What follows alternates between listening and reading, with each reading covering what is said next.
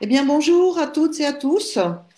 J'ai le grand plaisir d'introduire ce quatrième webinaire sur les États-Unis au nom du Dialogue Global, du réseau Dialogue Global dont je fais partie. Donc, un mot de présentation de ce réseau. Le réseau s'est constitué au début de la pandémie du Covid-19 à partir d'un constat partagé par de nombreux militants, activistes dans le monde entier que la crise sanitaire qui affecte notre monde est inhérente à une crise globale, systémique, qui impacte tous les aspects de la vie sur la planète. Et dans ce contexte, il nous a paru vraiment important d'organiser un dialogue approfondi entre les militants, les organisations, les mouvements sociaux du monde entier et de partager des analyses, expériences, des idées, des alternatives face à cette crise globale dans toutes ses composantes, c'est-à-dire sanitaire, sociale, économique, politique et environnementale. Nous avons donc organisé une série de webinaires, d'abord sur l'espace francophone, et puis également des webinaires multilingues autour de thèmes spécifiques liés à la pandémie, aux migrations, l'agriculture, la sécurité alimentaire, les luttes des travailleurs et les mouvements sociaux, le problème de la dette, etc., etc. Bref, tous les sujets qui se posent aujourd'hui au plan international. Ensuite, nous avons lancé une campagne sur l'Amazonie, sur la forme d'une assemblée mondiale virtuelle, et puis des débats sur la situation au Cachemire, initiés par des émigrés cachemiris aux États-Unis, puis une assemblée des mouvements sociaux en Italie, etc., etc. Voilà, toutes nos actions sont organisées en partenariat avec d'autres réseaux internationaux comme Alternative au Québec, la Fondation Solone en Bolivie et bien d'autres. Je vais maintenant revenir rapidement sur cette rencontre d'aujourd'hui. Donc, c'est la quatrième d'une série de webinaires intitulée sur les États-Unis de tous les dangers, organisée par Alternative et Dialogue Global en collaboration avec la plateforme altermondialiste, les Amis du monde diplomatique et la Commission altermondialiste de Québec solidaire, tous ces partenaires que je remercie pour avoir travaillé avec nous pour ces quatre webinaires sur les États-Unis. Nous avons eu à chaque fois des invités spécialisés, notamment nord-américains, qui nous ont apporté leur éclairage pendant cette campagne électorale inédite, au passage d'ailleurs la campagne la plus chère de toute l'histoire des États-Unis, sur fond de graves tensions, en particulier sur les mouvements sociaux antiracistes dans ce pays. Et je remercie tous ces intervenants et intervenantes. Aujourd'hui, nous sommes à l'heure du bilan et c'est le sujet de notre webinaire. Bien sûr, Joe Biden a été élu, mais son élection s'accompagne de nombreuses défaites pour les démocrates, car le score de Trump rappelle que l'extrême droite populiste est puissante. Non seulement la vague bleue annoncée par les sondages n'a pas eu lieu, mais Trump gagne 7 millions de voix de plus qu'en 2016. On constate que la crise sociale et économique que vivent les États-Unis a largement profité à Trump, alors que le pays est déchiré par les inégalités et que la politique de Trump a consisté essentiellement en des baisses d'impôts massives pour les entreprises et les plus riches. De fait, et tout se passe comme si les démocrates avaient abandonné ce terrain à Trump. En revanche, c'est ce qu'on appelle la nouvelle gauche américaine, avec une nouvelle génération de militants et d'activistes qui, dans la foulée des campagnes de Bernie Sanders, est sur le terrain du logement, de la pauvreté, des violences policières, des discriminations, de la santé, de l'environnement, etc. Ce sont des luttes très concrètes, parfois quartier par quartier, qui ont permis de réengager les citoyens dans la politique. Et c'est avec eux que nous aurons désormais à nous concerter, à échanger et à nous mobiliser. Voilà, je vais maintenant laisser la parole à Monique Simard, productrice, gestionnaire culturelle, également ancienne présidente d'Alternative. Et c'est à elle maintenant d'animer le débat et de présenter les intervenants que je remercie par avance. Je vous souhaite de bons échanges. À vous, Monique. Merci beaucoup, Isabelle. Bravo à Dialogue Global, à cette initiative. Merci à Alternative qui m'a demandé donc d'être la modératrice de ce webinaire. Ça me fait très plaisir. Je retrouve là les anciens enjeux qui me préoccupaient et qui me préoccupent toujours comme citoyenne, bien sûr. Alors, nous allons fonctionner de façon assez simple pour peut-être qu'il y en a dans l'auditoire aujourd'hui qui ont assisté aux autres webinaires. Nous allons avoir 4 panélistes qui auront chacun 10 minutes. Je dois dire que j'étais assez radicale avec eux en leur disant il faut que ça soit 10 minutes pour qu'on puisse avoir une période d'échange, de questions, de réponses assez riche. Donc, 4 présentations. Et vous savez la traduction, donc je pense que tout le monde, s'il y a des problèmes techniques, il faut en aviser tout de suite. Alors, je pense s'il n'y a pas de rien qui a été signalé, c'est que tout fonctionne bien. Alors, je vous présente nos 4 panélistes. D'abord, Branko Marcetic. Branko Marcetic, eh bien, il est de la publication de Jacobin, le Jacobin, puisque c'est à l'origine un mot français, qui sera le premier à nous entretenir.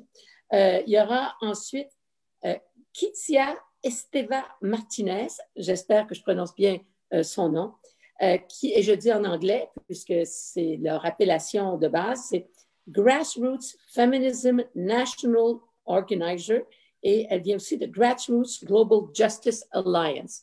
Alors, Kitia, j'espère que j'ai bien dit les organisations auxquelles vous appartenez. Ensuite, Jenny Monet. Jenny Monet, qui est journaliste et qui est Tribal Citizen of the Pueblo of Laguna. Alors, Jenny, I hope que c'est bien dit. Et enfin, Bijou Matthew, qui est du New York City Taxi Workers Alliance. Alors, comme vous allez le constater, on a une belle brochette de panélistes qui vont pouvoir nous exposer donc les enjeux que pose cette élection historique aux États-Unis, particulièrement évidemment aux mouvements sociaux, aux groupes de base, à toutes ces organisations qui aspirent à une société de justice sociale, à de plus grande égalité. Alors, Isabelle, je remercie Isabelle pour sa présentation qui souligne effectivement des problématiques fort importantes. Alors, on va commencer par Branko. Alors, Branko, comme je vous l'ai dit, attendez, je ne veux pas me mêler dans mes présentations. Branko est récipiendaire. Non seulement il est donc de la rédaction du magazine Jacobin, que plusieurs d'entre vous connaissez, mais il est aussi récipiendaire de la bourse offerte par le Leonard C. Goodman Institute. Et il est l'auteur d'un ouvrage, Yesterday's Man. Alors, The Case Against Joe Biden. Alors, on ne peut pas avoir plus approprié comme sujet que celui-là. Et donc, qui a été publié chez Verso en 2020, donc cette année même. Alors, Branko est actuellement en Nouvelle-Zélande, alors on le remercie davantage puisqu'il est aux petites heures du matin pour lui et il s'est levé pour participer à ce webinaire. Branko, la parole est à vous. Great, thank you. Thank you very much for having me. I will just talk briefly about the election. Bonjour, merci de m'accueillir. Je vais brièvement parler des résultats de l'élection et de Joe Biden. L'élection de 2020 a été très centré sur l'idée de se débarrasser de Trump. Ce n'était pas le cas de tous les voteurs, voteuses, mais pour une grande partie de l'électorat, c'était la préoccupation principale. Personne n'a autant profité de ce sentiment anti-Trump que Joe Biden.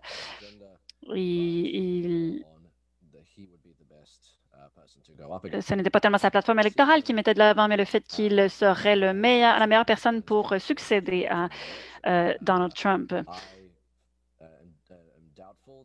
Je doute que Biden aurait eu d'aussi bons résultats dans une élection générale s'il n'eût été de la pandémie de coronavirus. C'est non seulement une crise sanitaire sans précédent, mais également une crise économique qui a attisé le sentiment anti-Trump et le sentiment d'injustice ressenti à son égard. Pour parler de la carrière de Biden, Biden a été décrit par divers médias comme une personne se situant toujours au centre des tendances politiques de son parti, avec une certaine flexibilité selon les enjeux de l'heure. Je ne suis pas d'accord avec cette idée. Je crois qu'il est plutôt dans l'extrémité conservatrice du spectre de tendance de son parti. Il s'est situé à droite de son parti vis-à-vis toutes sortes d'enjeux. Il a célébré la victoire de Reagan de toutes sortes de façons en parlant de son approche budgétaire qui est semblable à la sienne, à celle de Biden. Il a été très agressif sur des questions comme le terrorisme, les libertés civiles, Il a poussé al-Maliki en Irak. C'est l'une des figures leaders du mouvement sur l'incarcération massive en masse. C'est véritablement le fruit de son travail. Tout ce qui touche les disparités en termes de sentences carcérales, les sentences légales et toutes sortes de mesures politiques qui ont maintenu les gens plus longtemps que nécessaire en prison. Des réformes de l'assistance sociale dans les années 90. Il a longtemps été très hostile aux libertés civiles et la grande question, c'est saura-t-il faire face au moment actuel et renoncer à certaines de ces tendances? Je suis plutôt sceptique, mais le temps le dira. Je présume Joe Biden, pendant les années 80, était l'une des figures dominantes poussant le Parti démocrate vers le néolibéralisme. Il a célébré la victoire de Reagan en 1980 et également s'est assuré que le pays se tourne vers une direction plus conservatrice, se rapprochant des positions républicaines, des positions de Reagan. Donc, il a passé une bonne partie de la décennie des années 80 à voyager, à se déplacer avec la conférence du leadership du Parti démocrate, qui est un groupe conservatif financé par l'entreprise privée de démocrates, dont la majorité sont issus du Sud, militant pour des visions plus conservatrices au sein du Parti démocrate. Finalement, il faisait des présentations pour inciter les démocrates à arrêter de se pencher sur les intérêts spéciaux, entre guillemets. Et à cette époque, on utilisait ce terme pour désigner les communautés LGBTQ, les Afro-Américains, Afro-Américaines, donc les groupes d'intérêts spéciaux. Donc, il invitait les publics démocrates à arrêter de défendre les intérêts spéciaux, entre guillemets, et à plutôt défendre les intérêts de la classe moyenne, qui est encore un terme codifié qui désigne en fait les résidents des banlieues, conservateurs et blancs.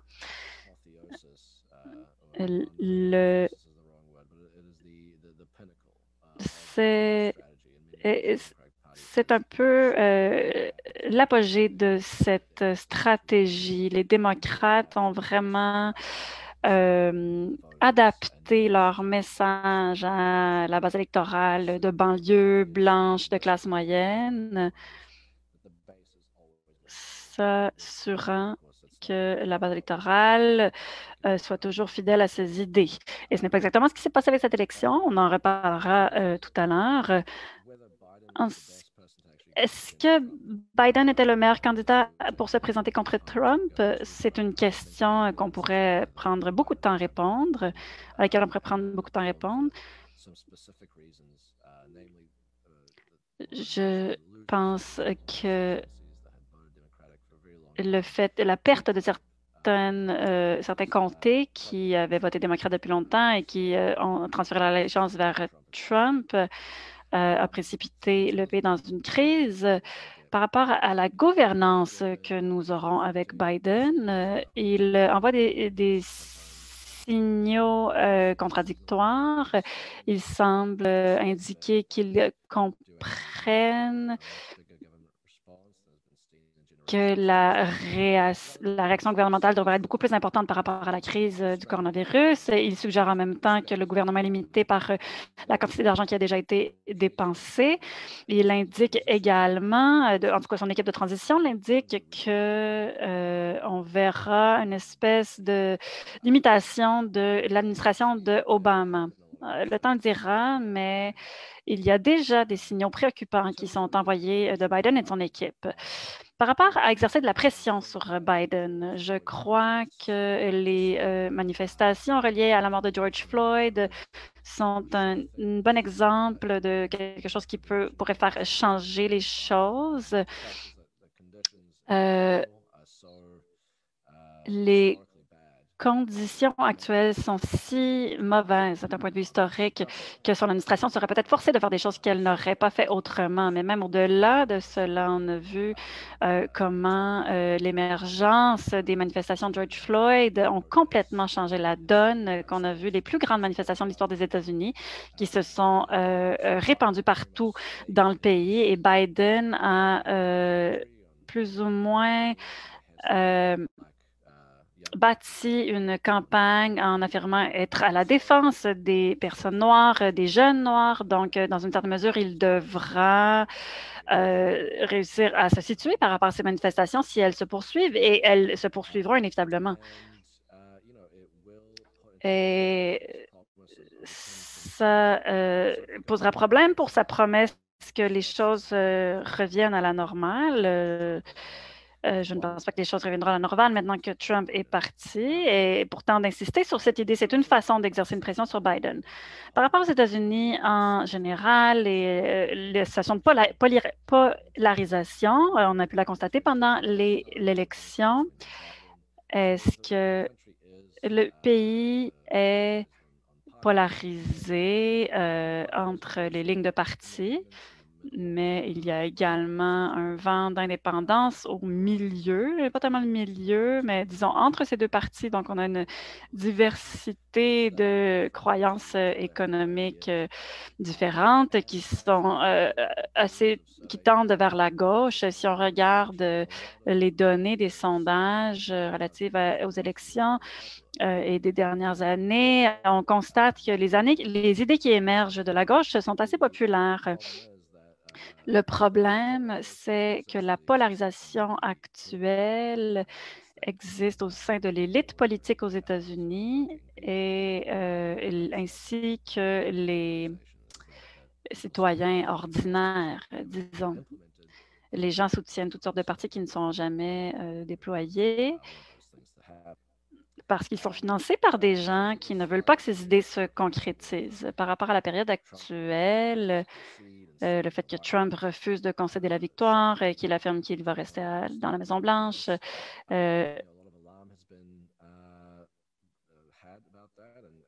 on peut être très préoccupé par cette situation. Je crois que la situation est alarmante, mais je pense que si on lit entre les lignes, je ne crois pas que Trump compte organiser un coup d'État.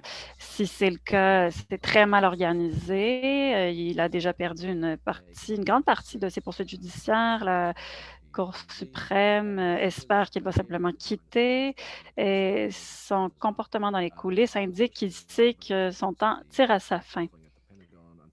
Ce qui est derrière les changements au Pentagone, c'est que Trump est désespéré de se retirer de l'Afghanistan, peut-être de la Syrie à la dernière minute, et d'établir d'installer une situation qui lui permettra de se représenter aux prochaines élections.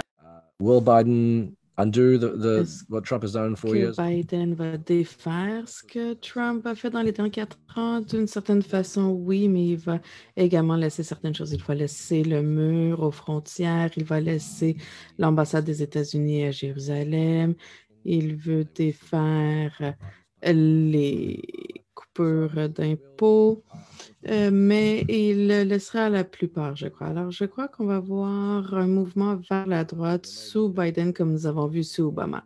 Et on va peut-être devoir attendre en 2024 ou même encore davantage pour changer la tendance réellement. Merci beaucoup, Branko. 10 minutes, parfait.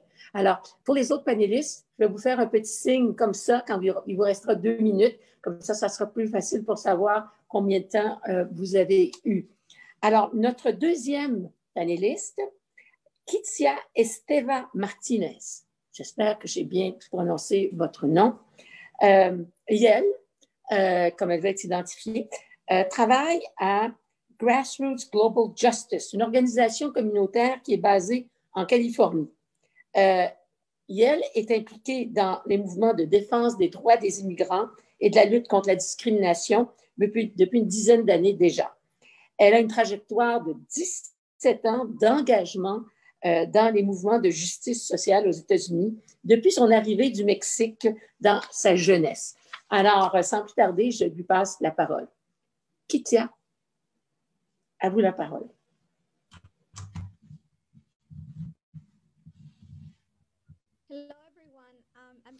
Bonjour à toutes et tous, je suis Kitty Esteva et je suis ici aujourd'hui pour représenter le Fonds d'action pour la justice mondiale Grassroots.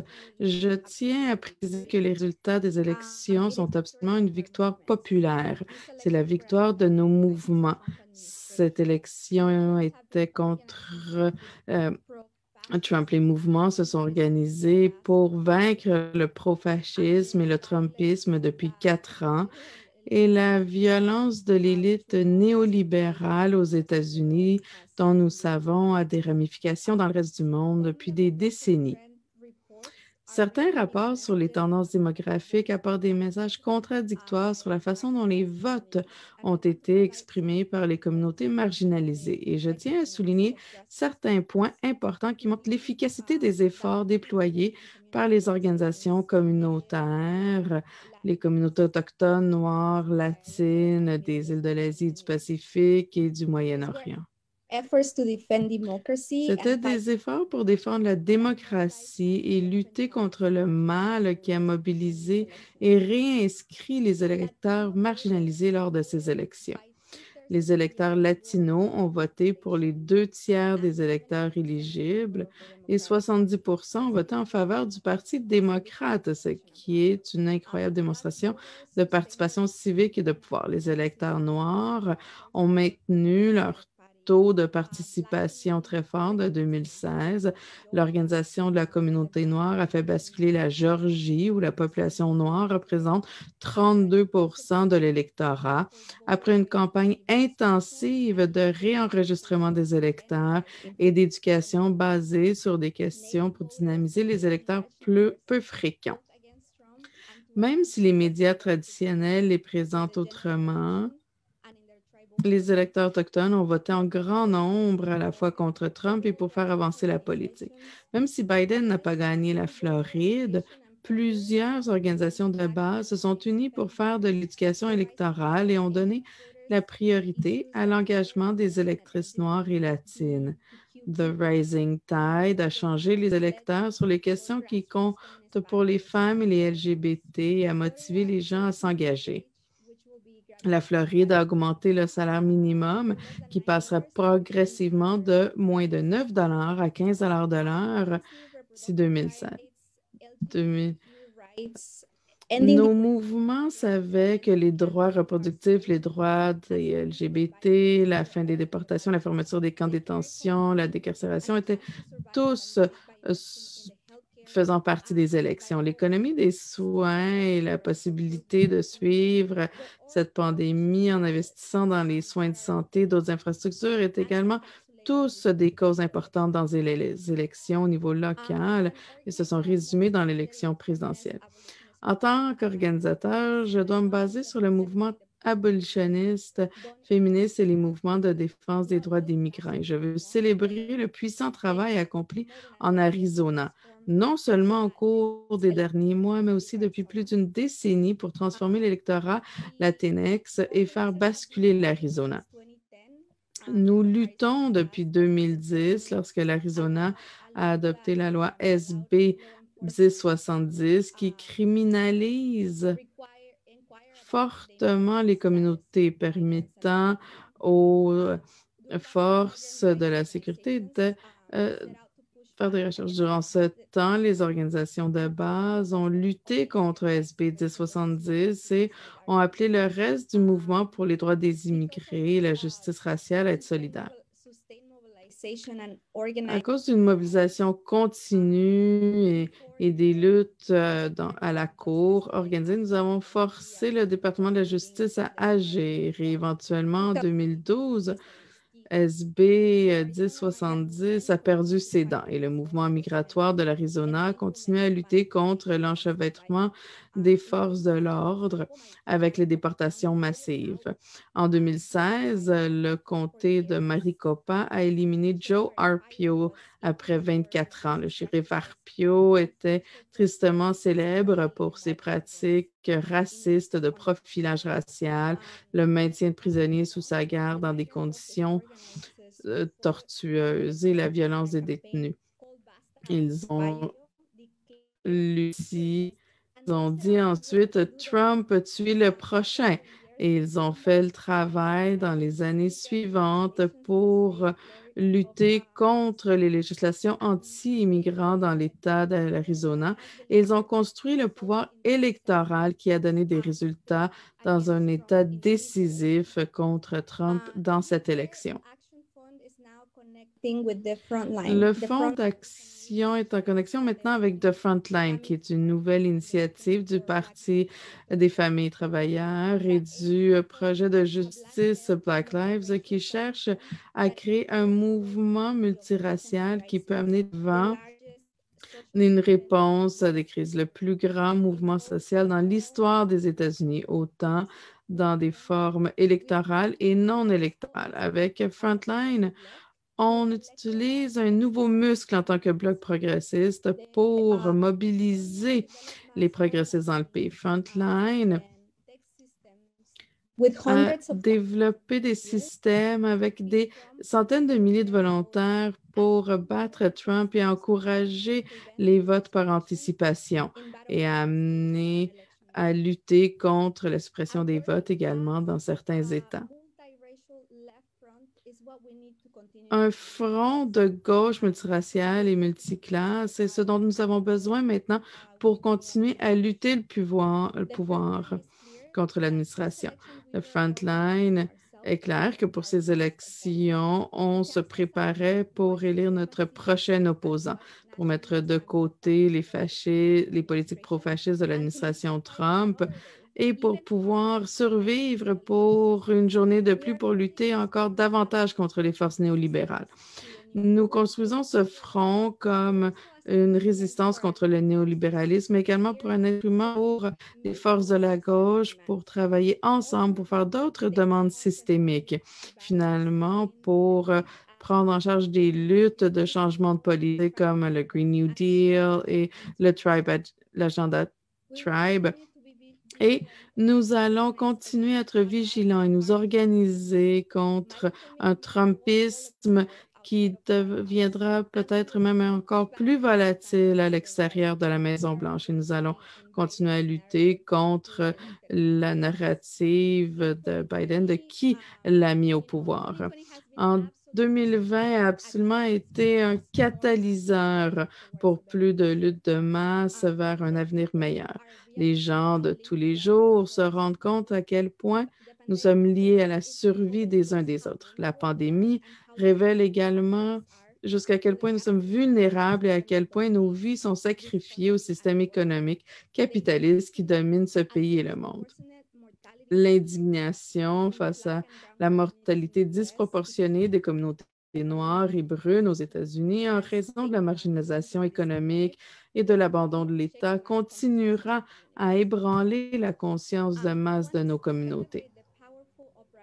Je veux célébrer les puissants soulèvements qui ont eu lieu ces derniers mois et le travail incroyable des féministes abolitionnistes noirs pour transformer leur localité en passant des marches dans les rues à des campagnes audacieuses de financement des services de police dans tout le pays.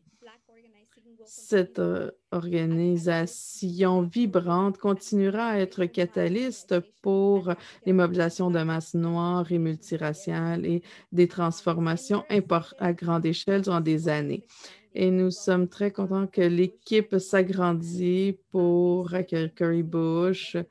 Et nous célébrons ces ajouts. Nous savons que le squad, le bataillon, est encore une minorité. Nous allons donc continuer nos luttes pour améliorer les conditions des communautés marginalisées. Le travail fait par les groupes populaires en ce moment est un travail essentiel à continuer à faire durant la prochaine administration parce que nous sommes dans un état d'urgence autour des changements climatiques et de la survie des communautés opprimées et des classes travailleuses.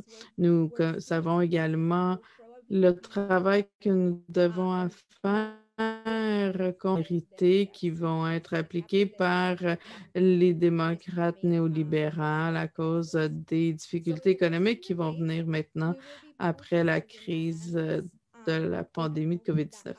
Nous allons donc maintenant lutter pour des demandes pour lesquelles nos mouvements luttent depuis des décennies. Nous avons eu la chance de rendre la loi Breathe une réalité. Ce projet de loi visionnaire qui retire l'argent de contribuables à des activités policières brutales et discriminatives et de l'investir dans une nouvelle vision de la sécurité publique, une vision qui répond à l'appel de définancer la police et permet à toutes les communautés d'aller de l'avant. Et nous avons la capacité d'adopter un Green New Deal comme une série de législations fédérales pour investir dans l'économie régénérative, antiraciste et féministe et construire la transformation économique à partir de la base qui donne la priorité aux emplois de l'économie des soins comme des emplois verts et à notre système de santé en donnant la priorité aux investissements dans les zones qui ont été historiquement sacrifiées à cause du racisme environnemental, en investissant dans la démocratie énergétique et l'autodétermination économique des communautés noires,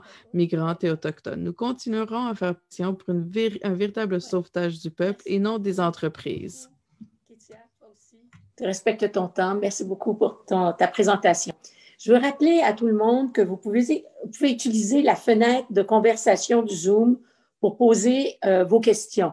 Alors, dépendant de l'appareil que vous utilisez, c'est soit en bas, soit en haut, mais il y a une petite fenêtre qui est pour la conversation ou pour faire vos commentaires, bien sûr. Si vous avez des problèmes encore, communiquez avec le responsable ou la responsable technique de ce webinaire. Sans plus tarder, on va passer à notre troisième intervenante. Il s'agit de Jenny Monet. Elle est journaliste et membre de la tribu Pueblo Laguna. Elle fait des reportages sur les droits des Autochtones et les injustices aux États-Unis et dans le monde, et Dieu sait qu'il y a beaucoup à couvrir. A fondé un bulletin hebdomadaire qui s'intitule Indigenously. Voilà. Jenny, à vous la parole. Merci, Monique. Bonjour, my name is Jenny Monet. Merci, Monique. Mon nom est Jenny Monet. Je suis journaliste et fondatrice de l'hebdomadaire Indigenously, comme Monique vient de mentionner. Et c'est un honneur pour moi d'être ici avec vous. Merci à Alternative d'offrir cet espace pour parler d'un électorat particulier aux États-Unis qui est souvent oublié, qui a été et ça fait partie de beaucoup de mon journalisme durant cette année historique électorale 2020, qui, je crois, apparaîtra dans notre histoire comme marquant beaucoup de premières, beaucoup de changements dans certains États qui sont passés démocrates et pour le territoire autochtone de 594 tribus reconnues ici aux États-Unis. Cela reflète également une représentation de l'électorat historique que nous voyons. Je crois que la statistique maintenant est que nous avons le plus grand nombre d'électeurs depuis 1906, je crois, cette année. Alors, lorsqu'on regarde la lutte pour les droits de vote pour les peuples marginalisés, les femmes, les communautés noires, les communautés immigrantes, évidemment, les communautés autochtones. Et c'est là où je me concentre au niveau de mon journalisme ces temps-ci. Et au niveau de l'électorat autochtone et sa contribution aux résultats que nous voyons en ce moment avec une élection de l'administration Biden-Harris. Mon intérêt tout particulier est autour des données que nous analysons venant de l'État de l'Arizona. Comme Kitsia a mentionné, l'Arizona, comme la Géorgie, est l'un des deux États conservateurs qui sont passés de rouge à bleu durant cette élection. Ce sont des États fortement républicains traditionnellement, et en Arizona, la statistique est que ceci est seulement la deuxième fois qu'ils élisent un président démocrate en 68 ans, donc depuis 1952. Le dernier président qui a pu briser cette tendance fut Bill Clinton en 1992. Donc, et certainement, même si l'État a changé politiquement, ça reste un État très mauve, comme l'on dit. Dans le dernier compte, Biden a gagné de 0,03 % pour vous donner une idée jusqu'à quel point cette victoire était serrée. Et je crois que cela parle directement du type de mondialisation, comme Kitsia nous a mentionné, et la mobilisation qui a eu lieu entre les communautés noires, latinx et autochtones à travers le pays. En Arizona, où il y a eu un mouvement majoritaire au niveau de l'électorat latinx, motivé à continuer l'initiative Joe Arpaio et de retirer Trump et de dénoncer la loi SB 1070. Cette loi, qui est une loi de discrimination raciale, n'était pas séparée de l'impact sur les communautés autochtones qui étaient inclus également en tant que communauté affectée par cela. Ils ont déporté, entre guillemets, des personnes des peuples autochtones au Mexique parce qu'ils étaient perçus en tant que n'étant pas des citoyens des États-Unis et certainement pas des citoyens autochtones. Il y avait donc beaucoup de cette unité partagée de la part de ces communautés d'aller voter. Nous faisons une analyse des données simplement de l'Arizona parce que c'est si emblématique, je crois, de l'électorat autochtone qui est petit mais très important et qui a un réel impact pour peut-être canceller les votes conservateurs blancs comme au comté Navajo, Apache. Nous avons 5 des comtés autochtones les plus populés, de la plus grande population en Arizona. Ce que l'on a vu, et qu'en particulier à Navajo County, c'est l'un des 3 comtés qui inclut la nation Navajo, qui est la tribu autochtone la plus grande aux États-Unis en termes de territoire et population. Et c'est l'un des comtés qui a vraiment travaillé à bloquer l'électorat et ils ont également lutté historiquement contre la suppression du droit de vote. On regarde un comté comme le comté de Navajo, c'est très symbolique sur le plan historique, mais également par rapport aux données qu'on voit actuellement, où on avait un électorat autochtone qui d'abord avait connu environ une augmentation de 5 de taux de participation, donc ce n'est pas énorme, mais ce qu'on a constaté, c'est que par rapport aux marges où les voteurs de l'année passée, en 2016, ont voté pour Clinton, il y a beaucoup plus de voteurs dans cette marge de voteurs qui ont voté pour Biden. Donc, ce qu'on interprète, c'est que ça a annulé un grand nombre de votes de leurs voisins blancs. Donc, il y a une histoire assez polarisée entre les Autochtones et leurs voisins blancs. Beaucoup de tensions qui envoient les électeurs et électrices aux urnes. Donc, toutes sortes d'enjeux, la présence policière, la répression policière aux États-Unis qui est exacerbée en ce moment dans la foulée du meurtre de George Floyd, mais également des lois et des mesures politiques qui ont directement été conçues pour marginaliser les personnes de couleur. Et on le voit dans un État comme l'Arizona, comme nulle part ailleurs.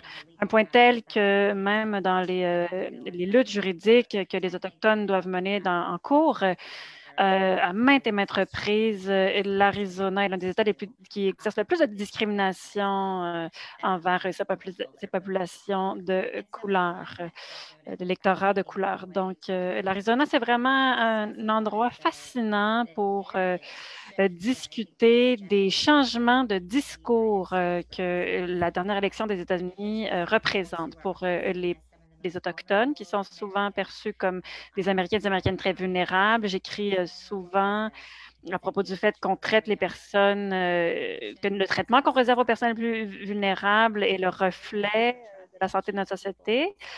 Et sous l'administration Trump, les Autochtones ont été politisés. Donc, ils se sont politisés à plus d'une reprise dans le cadre de l'administration Trump. Des propositions de défense de droits autour projets de lutte contre la violence au sein des communautés autochtones, comme par exemple les femmes autochtones disparues et assassinées. Trump a souvent utilisé ces idées comme plateforme pour montrer un certain soutien envers les personnes racisées, les personnes de couleur, mais en même temps, Trump travaillait à démanteler des relations de confiance avec des nations, des relations qui étaient bâties sur des traités. Je pense à la tribu Wampanoag au Massachusetts, par exemple, dont la souveraineté ne tient qu'à un fil. La survie en tant que tribu autochtone ne tient qu'à un fil. Il y a des menaces, plusieurs nations et territoires sont sous d'importantes menaces. Dans le sud-ouest, des États-Unis est souvent un sanctuaire pour les Autochtones et sous l'administration de Trump, sa soif d'extraction de ressources naturelles et de développement énergétique, vraiment dresser la table, mis le ton très, très tôt. La première semaine de son exercice, après l'administration Obama, il y avait les luttes pour remettre fin au projet de pipeline de Dakota. Donc, dans la politique américaine, les réalités autochtones, ce qui se passe en matière de territoire, d'environnement, et il y a une politisation très importante de nos réalités sur le terrain sans qu'il n'y ait d'attention authentique qui nous soit accordée. Donc, je pense que cette dynamique a poussé l'électorat à voter pour Biden. En Arizona, on a de 55 à 80 de l'électorat qui a notre électorat qui a voté pour Biden. Et je pense que ça nous pousse à nous demander ce qu'on peut attendre de la part de l'administration Biden. Et je pense que l'électorat en ce moment est plein d'espoir. Merci beaucoup. Jenny. Merci. Je vous rappelle, si vous avez des questions ou des commentaires, il y a une fenêtre de conversation sur l'écran de votre appareil, que ce soit téléphone, tablette ou ordinateur. Sans plus tarder, notre dernier panéliste, et pas le moindre, Bijou Matthews. Alors, il est cofondateur, bonjour Bijou, il est cofondateur et membre du comité exécutif du New York Taxi Workers Alliance et secrétaire du National Taxi Workers Alliance, qui est affilié à la AFL-CIO, et directeur du International Alliance of App-Based Transportation Workers, IAATW. Professeur associé à l'Université Rider, il enseigne les systèmes d'information et les études américaines. Il est l'auteur aussi d'un ouvrage, Taxi, Cabs and Capitalism in New York City, qui a été publié par les presses de Cornell en 2008. et aussi auteur de plusieurs articles qui s'intéressent aux liens qui existent entre l'économie politique, la migration, la race et le droit du travail. Alors, Bijou, la parole est à vous. Thank you, Monique, and thanks to Alternative. Merci, Monique. Merci, Alternative. Merci à mes copanélistes. Je pense que, comme tous mes copanélistes l'ont déjà dit, nous faisons face à une situation très complexe par rapport à ce qui nous attend à l'issue de cette élection, qui est certainement une élection historique que nous réservent les 4 prochaines années. J'aimerais vous parler de ce que je crois qui va se passer en 2024 et je reviendrai plus tard à pourquoi cette idée est si importante pour moi de déjà réfléchir à 2024. Je veux commencer en posant une question très simple. Nous avons vu 4 années d'administration Trump. Plusieurs choses se sont passées très mal. Plusieurs choses se passaient mal avant ces 4 ans et pendant ces 4 ans, nous avons vu l'émergence du 12e soulèvement du mouvement Black Lives Matter après l'assassinat de George Floyd et nous avons observé toute la période avant le 3e soulèvement. Et tous les sondages prédisaient une écrasante victoire pour Biden. Les chiffres, même ajustés par rapport à certaines des erreurs qui supposément avaient fait avant l'élection 2016, les chiffres indiquaient quand même que Biden serait clairement le gagnant de cette élection. Pourtant, nous avons maintenant le sentiment clair que ces chiffres étaient erronés, que peu de personnes ont fait des prédictions exactes. Donc, je veux poser une question. Pourquoi nos prédictions étaient-elles si inexactes? Et malgré le fait que les chiffres étaient inexacts, comment se fait-il que les personnes qui se battent contre Trump, les personnes qui cherchaient à faire un ménage dans l'espace politique, faire sortir Trump de son bureau, comment est-ce possible que... Comment avons-nous quand même réussi à gagner? Je pense que c'est une partie très essentielle de la question que nous devons nous poser pour aller de l'avant. Je pense que les panélistes précédentes ont parlé de la mobilisation de la gauche. Je veux d'abord dire qu'on doit regarder le Parti démocrate comme étant un parti peuplé de 3 factions différentes qui sont unifiées au sein d'un parti parce qu'il n'y a simplement pas d'autre façon de fonctionner. Il y a une aile néolibérale qui contrôle le Parti démocrate depuis longtemps. Il y a ensuite ce qui était la vieille garde du Parti démocrate, qui est, disons, l'aile keynésienne. Et finalement, ensuite, on a une nouvelle gauche qui émerge au sein du Parti démocrate. Clinton, Obama et Biden, dans une certaine mesure, font clairement partie de l'aile néolibérale. Les personnes comme Elizabeth Warren ferait partie de la vieille aile keynésienne et ensuite on a Sanders et d'autres qui font partie de l'aile gauche. Biden était une personne anciennement capable de chevaucher les 2 ailes, keynésienne et néolibérale, et c'est probablement la raison pour laquelle il a été choisi comme vice-président par Barack Obama en 2008. Ce que nous espérions au cours des 4 dernières années, c'était que l'aile néolibérale du Parti démocrate commencerait à se désintégrer et qu'on se mettrait à voir l'émergence de la gauche et de l'aile keynésienne sous une forme d'alliance qui prendrait contrôle du parti. 2020, ça n'est pas arrivé.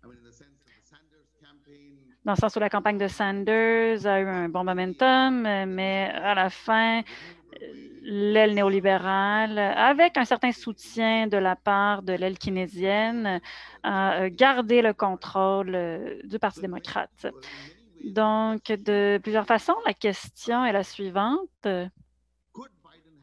Est-ce que Biden aurait pu gagner sans sa formation? La première chose qu'on doit souligner, c'est est-ce que le Parti démocrate lui-même et pas l'aile gauche du Parti démocrate, et c'est vraiment une question de grande discipline, quelqu'un comme Sanders, des gens comme Sanders et tout le mouvement et la campagne derrière Sanders, après les élections primaires, après la COVID, ont fait le choix très clair, de façon très disciplinée, de soutenir Biden et d'offrir le plein soutien. Je pense que c'est une question de grande discipline au sein d'un parti et je pense qu'on doit se tourner vers quelqu'un comme Sanders et le regarder comme une personne qui a réussi à le faire, de nous garder unis et de rassembler le camp pour soutenir la candidature de Biden.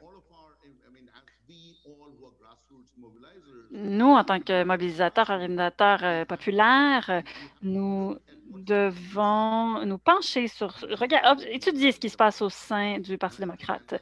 Et à la fin de ma présentation, j'y reviendrai, j'expliquerai pourquoi c'est très important. Le deuxième facteur qui, à mon avis, a eu un impact très important, et mes deux co-panélistes, Jenny et Esteva, en ont parlé assez en détail, c'est le travail du mouvement social indépendant de gauche, son travail partout aux États-Unis au cours des 6 mois précédant la campagne électorale, y compris l'émergence pendant cette période du deuxième soulèvement du mouvement Black Lives Matter. Et le mouvement de Black Lives Matter, si on regarde, a joué un rôle très important pour faire sortir le vote de l'électorat noir. Je veux souligner certains efforts. On ne peut pas changer toute une situation en 6 mois. Je pense que n'importe quelle personne qui serait expérimentée, qui a une certaine expérience en matière d'élection, pourrait nous dire que de transformer des structures d'élection, ce sont des batailles qui se mènent sur plusieurs années. 6 mois de mobilisation peut nous aider un peu, mais pas tant que ça.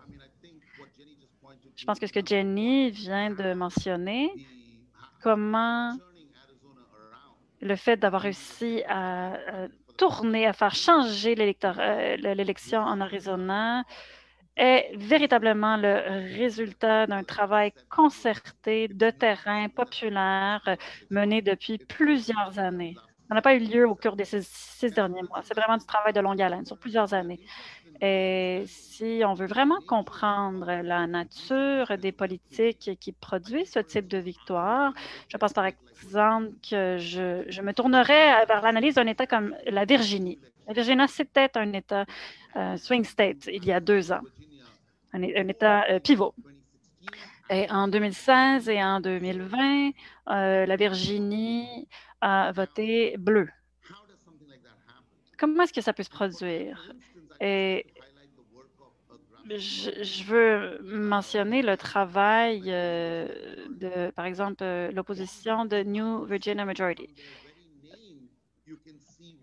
Dans leur même nom, on peut voir ce qu'ils ressèchent. En 2007, quand l'opposition a été créée, elle a été créée sur la prémisse que 8 ans plus tard, la Virginie allait être un État dont la population majoritaire serait des personnes de couleur.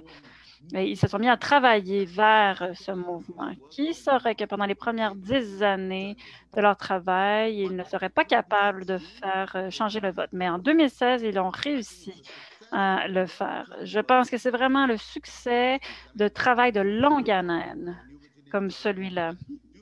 Ce que New Virginia Majority a réussi à faire, même du point de vue de post-2015, ils ont réussi à faire inscrire des centaines de milliers de voteurs de plus, à élargir la couverture d'assurance médicale. Je pense que c'est ce type de travail qui joue sur le nombre qui est très important. Il me reste 1 minute et je veux parler de 2 choses. si nous voulons soutenir, si l'administration Biden retourne vers ses positions néolibérales, ce sera encore pire en 2024. Je pense que c'est très important de s'en souvenir. Comment continuer d'exercer de la pression sur l'administration Biden? Je pense que c'est une question très importante et je pense que nous devons nous retourner vers le mouvement syndical, voir comment il peut continuer à travailler avec des organisations populaires et trouver de nouvelles façons de structurer le travail.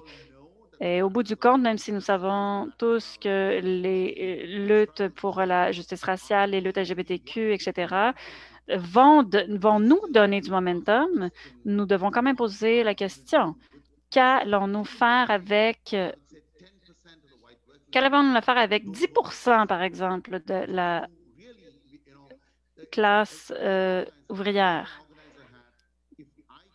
Si je vais voir une personne blanche de classe ouvrière, classe populaire, et que je ne peux pas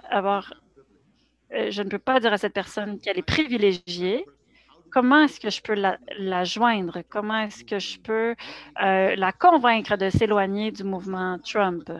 Ce n'est pas une question morale, ce n'est pas une question éthique, c'est une question politique.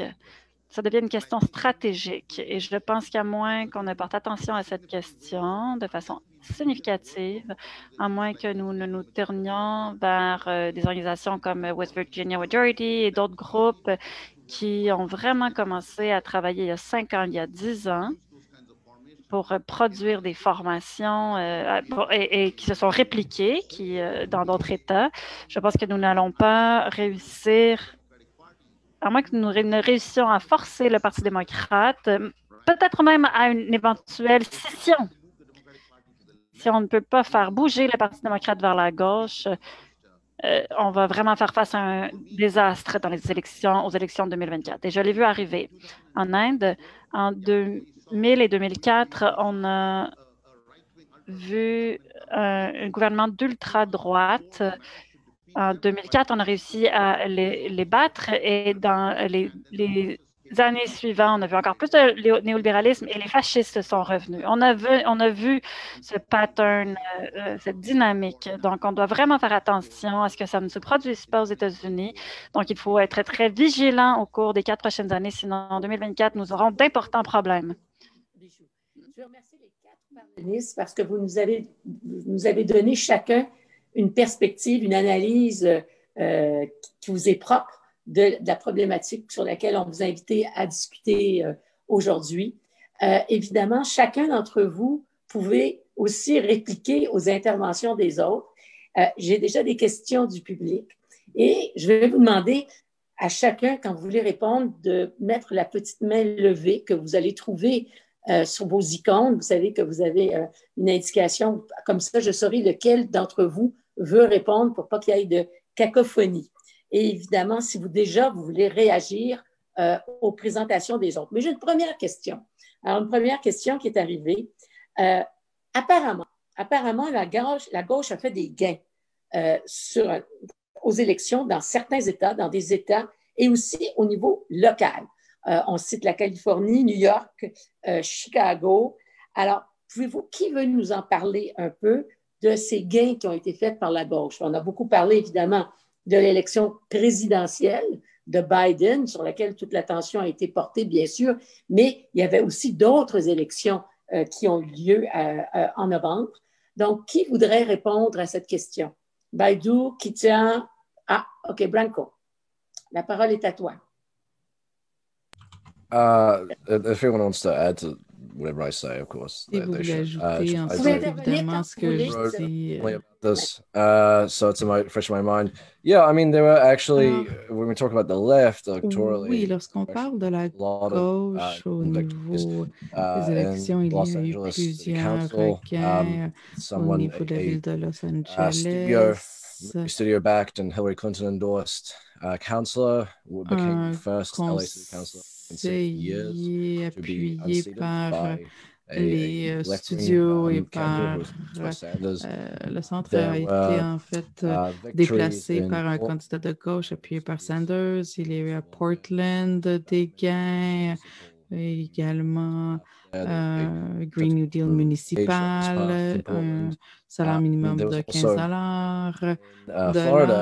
Et en Floride, même si Trump a gagné l'État, et il a gagné vraiment sur le dos de sa propre mobilisation massive dans l'État de la Floride et prenant avantage du fait que la campagne de Biden avait décidé de ne faire pas de travail sur le terrain dans l'État de la Floride jusqu'à la dernière minute.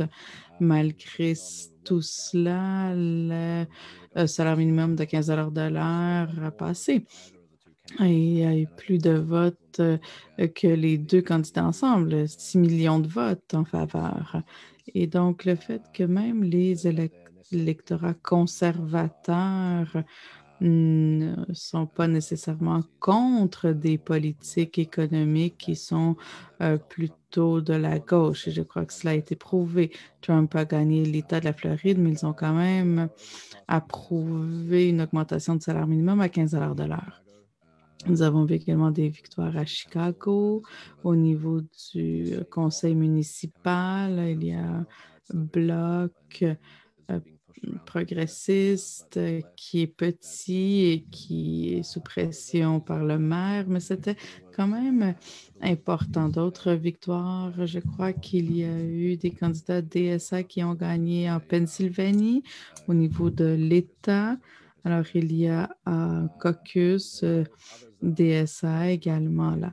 Et d'autres, je ne me souviens pas comme ça rapidement, mais je crois qu'en bout de ligne, 20 des 29 candidats DSA ont gagné dans ces élections. C'est un bon résultat. C'est quand même à une petite échelle, mais on doit se rappeler que c'est une organisation qui, en 2016,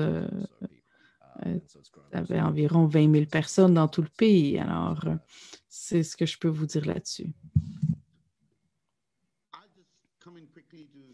Je peux... Une chose que je peux dire est que tout ce que Branko vient de dire est absolument vrai, autant au niveau des conseils municipaux, au niveau de l'État et même au niveau fédéral. Nous avons vu la gauche croître et en particulier nous avons vu au niveau municipal et au niveau de l'État. Mais ce qui est intéressant de voir les politiques économiques et le fait en Floride que l'augmentation du salaire minimum a passé. Si on regarde maintenant la Californie, on a vu un gain de Biden, mais la proposition 22 qui a passé également, qui était une initiative extrêmement coûteuse, où Uber, Lyft, DoorDash, toutes ces entreprises ensemble ont dépensé 205 millions de dollars pour assurer que leurs conducteurs, leurs chauffeurs n'allaient pas être des employés. Et Biden et Kamala Harris ont été contre et ça a quand même passé. Je crois que ça a passé à cause de la fortune qui a été dépensée pour cela. Alors, je voudrais simplement dire que alors que la gauche a pris de la force, la question est quand est-ce que quand la gauche intervient au niveau des intérêts corporatifs, c'est là le défi. C'est vraiment la nouvelle frontière, les nouveaux objectifs pour lesquels on doit se battre dans les prochains 4 ans et de forcer Biden à s'y attaquer. On a jusqu'à 13h30, donc il nous reste à peu près 25 minutes pour le débat. Il y a d'autres questions. Alors, je passe la parole à Kitia, puis ensuite, on reviendra. Il y a des questions sur l'international. J'essaie de concentrer les questions plus sur ce qui se passe aux États-Unis avec la gauche, puis ensuite, on passera aux questions internationales. Alors, Kitia, c'est à toi. Yes, thank you, Bijou, for that. Merci, Bijou, That pour particular assessment. I cette think analyse en particulier. Je crois qu'une question que je me pose, je vis en Californie, je suis à Oakland, en Californie, et je suis dans un mouvement immigrant abolitionniste ici et je suis organisatrice communautaire. Et une des choses que je vois que l'on doit gérer en tant que mouvement est notre analyse de classe et notre capacité de conscience de classe dans nos organisations pour pouvoir faire le lien entre le pouvoir corporatif, le camp néolibéral à l'intérieur du Parti démocrate et la justice raciale. En même temps que cette proposition est passée en Californie, nous avons une grande victoire au niveau de la proposition 17 pour redonner les droits de vote aux criminels, aux anciens criminels en Californie. Ça a été vraiment un immense gain, 67%, lorsque nous savons que la conscience est de ne pas générale est de ne pas soutenir les personnes qui ont été incarcérées. Alors, cela reflète la transformation qui a été faite au niveau de la conscience populaire et leur compréhension de la criminalisation qui affecte les communautés immigrantes et noires en Californie. Et à la fois, nous devons encore arriver à faire le lien entre cela à une conscience de classe. Alors, je crois que dans ces prochains temps, ce sera essentiel d'amener ces deux choses ensemble pour vraiment permettre à nos communautés de voir leurs expériences vécues à l'intérieur des demandes que l'on continuera à exiger, d'amener des questions de justice économique et des solutions qui viennent de la base vers le haut, qui peuvent réellement amener une capacité pour que les communautés des classes ouvrières puissent améliorer leur vie, non seulement en recevant les petites miettes du gouvernement, mais en développant vraiment nos propres solutions, parce que les communautés ont des solutions autour d'une justice économique et des changements climatiques. Alors, merci pour ce commentaire. Bon, je vais essayer de combiner plusieurs questions en une parce que notre temps est compté. Plusieurs sont, évidemment, suite à vos présentations, qui sont optimistes dans certains... vous avez bien décrit comment il y a eu une organisation à la base, comment ces organisations de base ont réussi souvent sur une très longue période, et ça, c'est le vrai travail de militants. On reconnaît bien que vous avez tous une bonne connaissance de ce qu'est le vrai militantisme qui prend du temps. Les résultats ne sont pas nécessairement instantanés, il faut travailler sur du long terme. Mais est-ce que l'élan progressiste que vous nous avez décrit, qu'on a pu observer, est-ce que ça va survivre? Qu'est-ce qu'il faut pour que ça survive? Et surtout, comment la gauche, Bijou nous a bien décrit les tendances au sein du Parti démocrate, comment sont-elles dites plus progressistes, comme en français on dirait l'aile plus progressiste ou l'aile de gauche, disons, qui est beaucoup incarnée autour de Sanders, d'Alexandra Ocasio-Cortez. Comment est-ce qu'elle peut davantage s'organiser et pas être instrumentalisée par l'aile plus conservatrice du parti? Je ne sais pas si vous me saisissez bien. C'est-à-dire qu'on voit bien actuellement Biden a été élu, c'est l'aile plus conservatrice du parti qui domine. Comment l'aile plus progressiste peut éviter d'être instrumentalisée? Comment est-ce que de vrais progrès peuvent être faits au cours des 4 prochaines années au sein du Parti démocrate? Alors, c'est des questions, ça, qui reviennent. En fait, je vous combine des questions qui vous reviennent. Alors, comment faire pencher, au fond, les orientations davantage vers la gauche pour les 4 prochaines années? Qui veut répondre? Faites-moi un petit signe.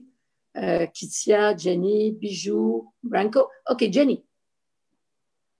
Jenny, il faut donner la parole à Jenny. Merci. I really like this question Merci. J'aime because beaucoup cette it question involves parce all of que us. ça nous implique toutes et tous, mais plus directement, c'est une façon très autochtone de voir les pas que l'on doit faire vers l'avant dans le domaine des changements climatiques. Je crois que notre urgence principale pour la première fois dans une année d'élection présidentielle, nous avons commencé à parler des changements climatiques de façon très sérieuse. C'était un thème de débat vraiment pour la première fois. Et je crois que lorsque l'on pense au futur, on regarde vers 2024 et quels seront les enjeux que l'on débattra à ce moment-là, je crois que les changements climatiques sont vraiment entrés en jeu de façon importante. Du point de vue autochtone, il y a des conversations dans une administration Biden qu'il nommerait pour la première fois une personne autochtone pour une position du cabinet qui serait l'agence qui est en charge de ce qui arrive avec nos territoires. Le département de l'Intérieur, si vous ne savez pas, a été systématique au niveau d'éliminer les politiques d'Obama pour protéger nos territoires les plus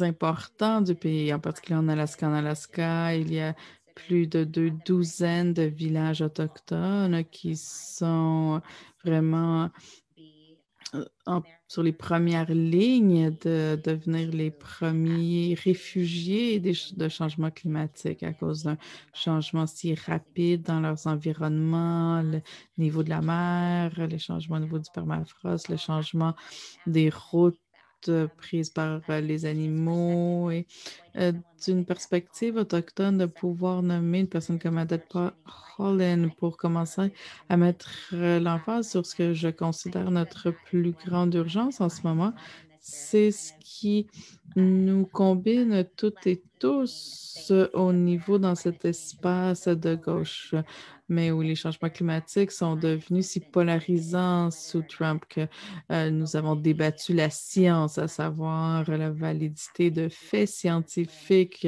sur ce qui arrive à notre planète. Je crois que cela sera une porte d'ouverture assez facile à ouvrir pour une administration Biden parce qu'il est considéré démocrate light dans ce sens.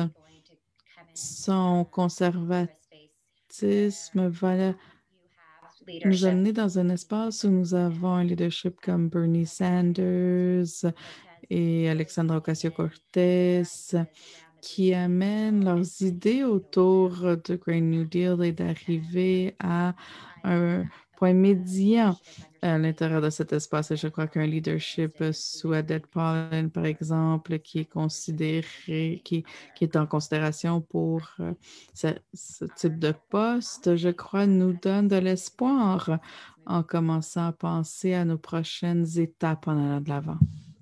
Bijou, Kitia? So very quickly, très rapidement, simplement pour continuer avec ce que Jenny vient de dire, je crois que vraiment le secret pour nous assurer que la gauche aura une position plus forte, parce que comme la personne a bien écrit la question dans le chat, la gauche va être utilisée. Et comment est-ce que l'on peut éviter cela? Alors, dans les prochains 2 mois, c'est également une question de voir comment la gauche peut élever la température un peu à l'intérieur du Parti démocrate. Quelle stratégie organisée est-ce que l'on peut utiliser pour élever la température durant les prochains 2 mois, durant cette période de transition de 2 ou 3 mois? Au-delà de cela, je crois fortement que stratégiquement, il doit y avoir justice climatique, justice raciale et le mouvement travailleur qui doivent travailler ensemble. Et je crois que c'est plus facile à dire qu'à faire, mais je crois qu'on doit trouver une façon de forcer ces relations et d'amener et de forcer que les choses avancent, parce que c'est seulement lorsque ces 3 groupes travaillent ensemble que l'on puisse vraiment travailler à garder Biden à la gauche et donc renforcer la gauche. Et on devra s'attaquer aux force corporatrice et c'est vraiment la seule façon d'aller de l'avant. Sinon, comme je dis toujours, 2024 sera un désastre. C'est qu'il faut que les mouvements sociaux qui ont joué un immense rôle dans l'obtention de gains dans des référendums, dans des villes ou dans des États, il ne faut pas que les mouvements sociaux baissent les bras à ce moment-ci. Il faut continuer à travailler, à faire des pressions, particulièrement dans une période aussi cruciale que la période de transition qui est amorcée depuis 10 jours. Je voudrais maintenant peut-être plus, parce qu'il y a des questions sur les perspectives internationales. D'après vous, quelle sera la politique internationale sous la présidence de Biden? Qui veut s'avancer sur ce terrain? Oui, Branko? Yeah, I think foreign policy is probably Je going to crois make qu'au niveau des politiques internationales, je crois qu'on va revenir aux politiques de l'époque d'Obama. La différence que Trump a amené, il a injecté beaucoup de xénophobie à l'intérieur des politiques avec la fermeture des frontières envers les musulmans, également les menaces des membres de l'OTAN qu'ils allaient arrêter de payer leur part. Et donc, un comportement un peu imprévisible qu'au niveau international, les personnes ne savaient pas comment gérer. Je crois que cela va s'arrêter. On va retourner à se concentrer plus au niveau des institutions internationales, comme l'on voyait à l'époque d'Obama. Biden va peut-être essayer de rentrer dans le traité de libre-échange du Pacifique. Et je crois que lorsque Trump s'est sorti, ça a été clairement dit que la porte était ouverte encore pour les États-Unis d'y revenir. Alors, il y aura des différences, mais je dois dire qu'il n'y aura pas une si grande différence de façon générale. Je crois qu'il y a eu beaucoup, en fait, de continuité entre l'administration d'Obama et l'administration Trump en termes de la guerre contre le terrorisme, que Trump a augmenté peut-être, mais en fait, il faisait le même type de choses que faisait Obama au niveau des drones et des forces spéciales envoyées pour des assassinats, etc. Et je crois que cela va continuer. Je crois que de fait, les États-Unis vont continuer leur position pour servir leurs propres intérêts. C'est un élément continu, perpétuel à travers des politiques internationales des États-Unis. Je crois que selon les personnes que Biden cherche à nommer, que l'on va voir un changement important, comme d'aller vers une coopération internationale pour stopper le changement climatique. Je crois que ça va être l'interventionnisme et le militarisme que l'on a vu sous Obama et Trump.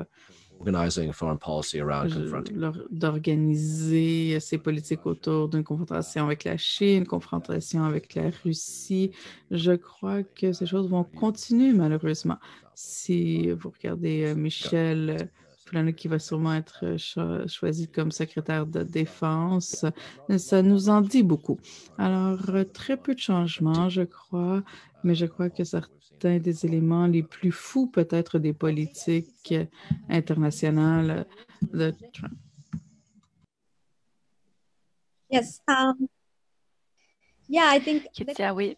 Je crois que la question du militarisme, de la militarisation est très importante. Le Grassroots Global Justice Alliance fait partie d'une nouvelle initiative féministe pour la paix composée pour des cadres politiques inspirés des mouvements.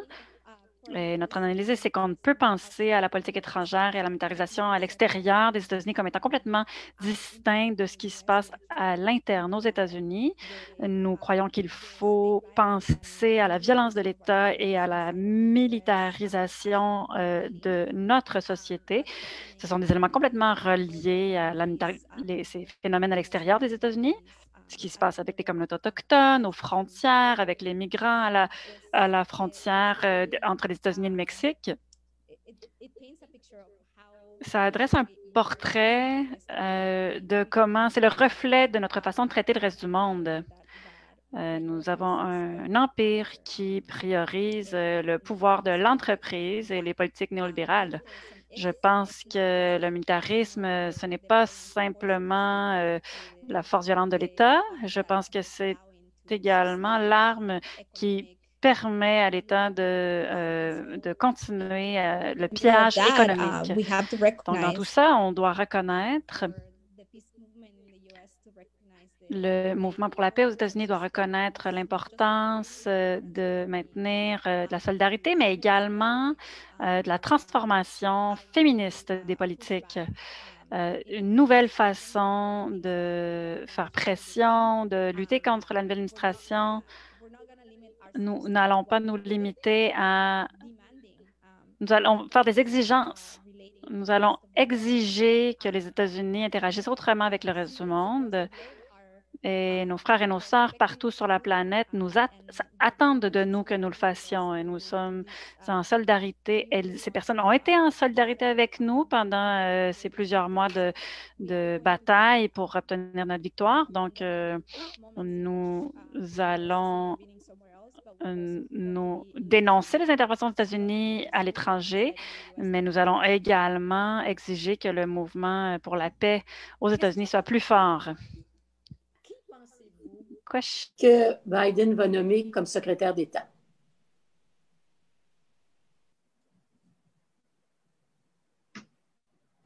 Branko? I mean, one name I've heard being floated around. J'ai entendu, c'est celui de Tony Blinken, qui faisait partie de l'administration Obama. C'est le fondateur d'une firme qui s'appelle West Exec Advisors. C'est la même firme que Michelle Flournoy, que j'ai mentionné plus tôt, qui devrait être secrétaire de la Défense. Donc, ils sont dans la même firme. West Exec Advisors est une firme de DC. Ils prennent des personnes qui ont exercé au sein du gouvernement et ensuite ils s'en servent. Ils invitent ces personnes à utiliser leurs contacts au sein du gouvernement et leur influence auprès du gouvernement pour travailler avec des entreprises multinationales. Donc, les consultants de West Exec, bon, ce n'est pas public, mais sur leur site web, ils expliquent ce qu'ils font et ils nomment plusieurs compagnies, dont des compagnies pharmaceutiques et d'autres, et ils décrivent comment ils ont réussi à contourner la législation dans d'autres pays, par exemple, pour entreprendre des activités commerciales. Donc, je pense qu'en se tournant vers West Exec Advisors, Tony Blinken est issu de cette organisation. Je pense que ça donne une certaine idée de la tendance de l'administration Biden. Ce serait naïf de croire que le secteur privé, les intérêts qui exercent que le secteur privé n'exerce pas une certaine influence sur les décisions gouvernementales. Je pense que c'est assez inévitable. Je veux ajouter... Ah, on ne peut pas vous voir, Bijou. Votre caméra est éteinte. Désolée.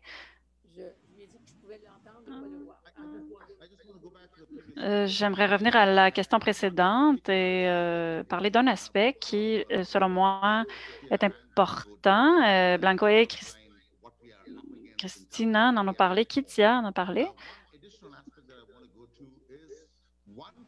Je veux qu'on se souvienne qu'on est au milieu d'un phénomène mondial de montée de la droite. Les gens demandent même s'il y a, si on n'est pas sur le point d'assister à la naissance d'une ligue internationale de la droite autoritaire. C'est vraiment une mouvance internationale. Si on regarde un aspect micro de cette question, parce que je pense que ça fait partie du terrain de bataille sur lequel je me situe, dans les conditions de multiculturalisme, nous avons une situation aux États-Unis où de nombreux groupes ethnoculturels, on a une ultra droite